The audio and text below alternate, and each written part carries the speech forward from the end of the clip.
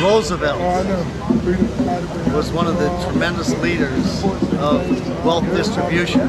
He felt that if we didn't redistribute the wealth, that would become an oligarchy like Europe.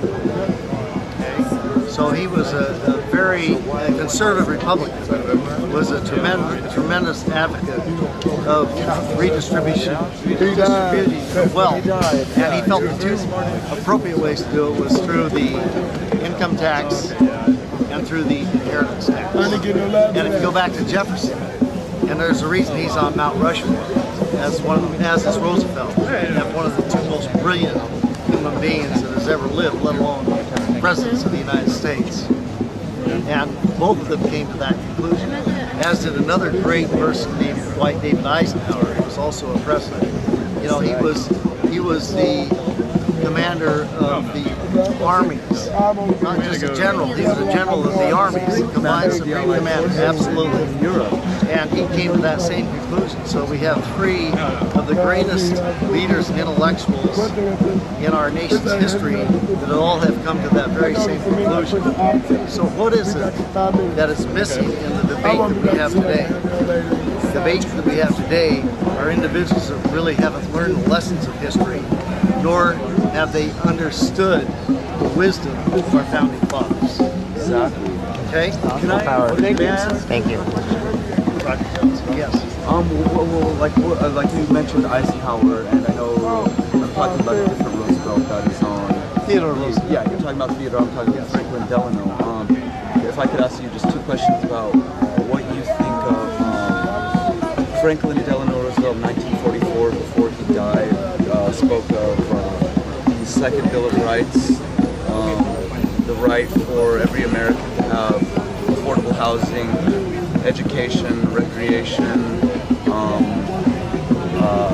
medical care, and then there was Dwight D. Eisenhower's farewell address to the nation when he spoke of the military industrial complex. Congressional complex or military industrial complex. Exactly. And just from somebody who lived in a time that was more relevant to what had happened recently, I suppose. If you go back to Jefferson, okay, there was tremendous wealth disparity during the period of Jeffersonian capitalism, where the wealthy were landed gentry, and Jefferson said that the democracy can't survive unless we redistribute the wealth. Right. Roosevelt came to the same conclusion 100 and some years later, that the democracy can't survive unless we properly redistribute the wealth. Are you talking about Franklin Delano? Franklin Delano. Yeah. Okay. No, this is Teddy Roosevelt. Okay. Franklin Roosevelt was in a different situation in terms of he was more concerned about how do you reallocate capital to benefit the broad masses, which is also wealth distribution. But you have to have that incorporated with personal initiative and incentive. Okay, you can't take out human nature. Yeah, very Communism didn't work because they ignored human nature. Sure. Okay?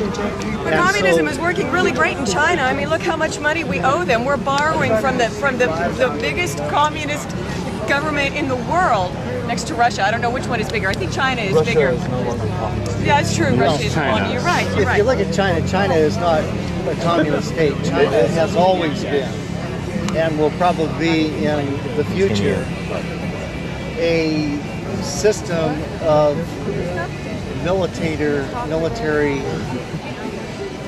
You're saying it's a dictatorship? okay? But it's communism. Well, no. It's communism, like There's capitalism. It's just a one-party system. It's a one-party system, exactly. Yeah. But in communism, in the Chinese model of capitalism and a system of plutocracy, where there are a few very powerful, wealthy people that control China, and these are warlords. So what you have is a feudal warlord society that is using the best of capitalism, or what they think may be the best of capitalism, and they're using a feudalistic approach of warlords as the intellectual power to promote a system, and it actually works quite well. Well, and I think we might be kind of gravitating toward that because look at us, that we have very few powerful people in the country that Which are is running called the country. plutocracy. Where the very few wealthy are controlling the Right. politicians. And not only do those wealthy control the politicians, but they also control our military. We have a huge vast of wealth that's being distributed to weaponry. Well, always follow the money. Who benefits? Okay, Eisenhower again warned us of the military-industrial complex. Okay, so follow the money and who's making the money. If you go to Fortune magazine, there was an article recently, and I don't remember the issue, where J.P. Morgan was addressed as they were developing gold fields in Afghanistan.